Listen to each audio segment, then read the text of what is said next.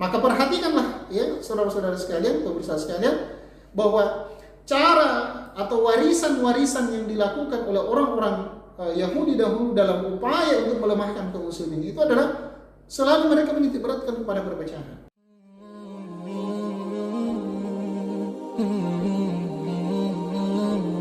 Ini diceritakan di dalam kisah yang yang diceritakan oleh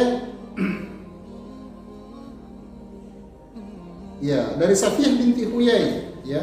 Beliau menceritakan kisah tentang bagaimana ayahnya ya dan pamannya yang bernama Abu Yasir ketika kedatangan Rasulullah SAW di Kuba. Jadi ketika Rasulullah datang di Madinah, pertama beliau tinggal di Kuba beberapa hari. Lalu kemudian ya Huyai bin Al-Akhtab ini, bapak dari Safiyah ini, datang ke Kuba bersama dengan Abu Yasir. Tujuannya apa? Ya, tujuannya adalah ia ingin memastikan apakah orang tersebut benar-benar adalah seorang rasul. Karena kedengkian mereka, mereka dengki, mereka iri bahwa kenapa rasul terakhir, nabi terakhir itu tidak diutus dari kalangan mereka. Maka ketika mereka pulang dari dari Kuba, ya Huyai bin Al-Akhtab ini berkata, Abu Yasir ini berkata, dia mengatakan, apakah sudah betul orangnya itu? Ya. Maka Huyai bin Al-Akhtab mengatakan, iya, saya sudah periksa, ciri-cirinya sudah pas. Ya. Dia adalah nabi terakhir. Ya. Dan dia mengetahui bahwa Rasulullah SAW itu dengan ciri-ciri yang mereka dapatkan dari kitab Taurat, mereka sudah yakin bahwa dia adalah nabi. Tapi karena kedengkian mereka tidak mau mengikuti Rasulullah SAW. Ya. Inilah kenapa mereka disebut sebagai al-maghdub, orang yang dimurkai. Ya. Mengetahui kebenaran, akan tetapi mereka tidak mau mengikuti kebenaran tersebut. Ya. Jadi jangan sampai kita ini bukan orang Yahudi, ada di antara kita ini bukan orang Yahudi, tapi ya mengambil kepingan-kepingan sikap orang-orang Yahudi. Apa kepingan-kepingan sikap orang Yahudi itu? Telah jelas bagi mereka kebenaran, nampak kepada mereka dalil-dalil dari Al-Quran dan Sunnah, akan tetapi mereka tidak mau mengikuti karena kesombongan. Ya. Jadi menolak kebenaran itu adalah bagian dari kesombongan. Batarul haq, kata Rasulullah. Orang yang menolak kebenaran itu adalah bagian dari kesombongan. Ya. Huyai bin Al-Akhtab ini mengetahui persis bahwa dia adalah nabi. Maka kemudian Abu Yasir bertanya, saudaranya bertanya, lalu kemudian apa sikapmu?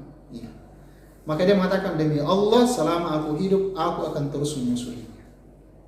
Begitulah karakter orang-orang Yahudi. Ini mewakili sikap orang-orang Yahudi kepada Rasulullah. Ya, dari awal mereka memang sudah tidak, tidak menginginkan hidup, tidak menginginkan kedatangan Rasulullah SAW di kota Madinah. Inilah yang dimanfaatkan oleh Abdullah bin Ubay bin Salul. Ya. Abdullah bin Ubay bin Salul ini berusaha untuk memanfaatkan orang Yahudi bagaimana memecah melemahkan kaum muslimin. Maka di antara upaya-upaya orang Yahudi yang mereka lakukan untuk melemahkan Rasulullah SAW bersama dengan para sahabat di kota Madinah, hal pertama yang mereka lakukan ada beberapa yang bisa kita sebutkan. Kita sebutkan yang bisa saja malam ini karena keterbatasan waktu. Yang pertama yang mereka lakukan adalah upaya untuk memecah belah internal kaum muslimin. Ini hal pertama. Dengan apa? Dengan membangkitkan kembali slogan-slogan jahiliyah di tengah mereka. Fanatisme mereka terhadap kesukuan, fanatisme mereka terhadap kepada golongan, daerah dan seterusnya. Ini dipelopori oleh seorang Yahudi yang bernama Syash bin Qais. Syash bin Qais ini dia pernah melewati perkumpulan orang-orang Ansar.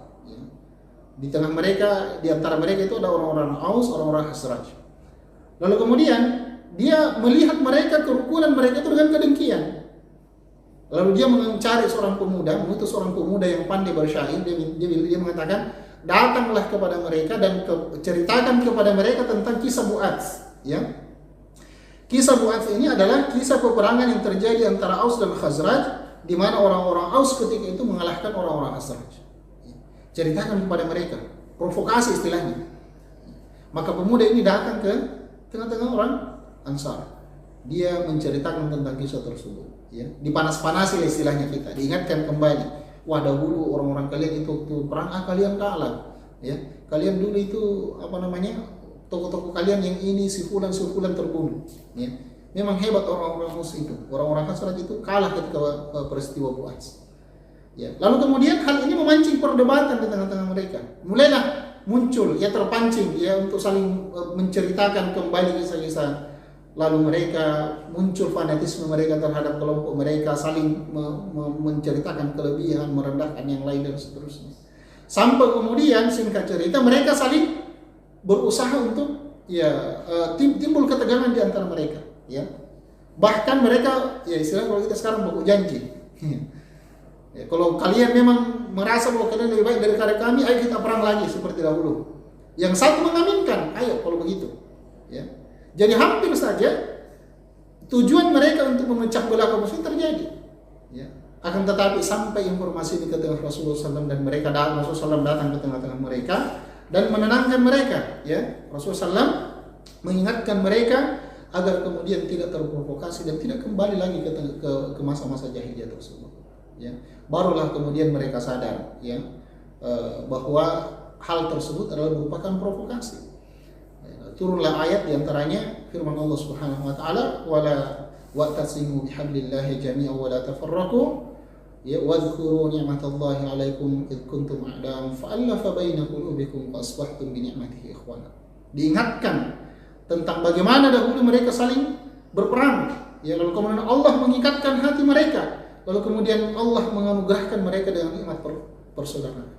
Maka perhatikanlah, ya, saudara-saudara sekalian, pemirsa sekalian, bahwa cara atau warisan-warisan yang dilakukan oleh orang-orang Yahudi dahulu dalam upaya untuk melemahkan kaum muslimin itu adalah selalu mereka menitik beratkan kepada perpecahan, ya.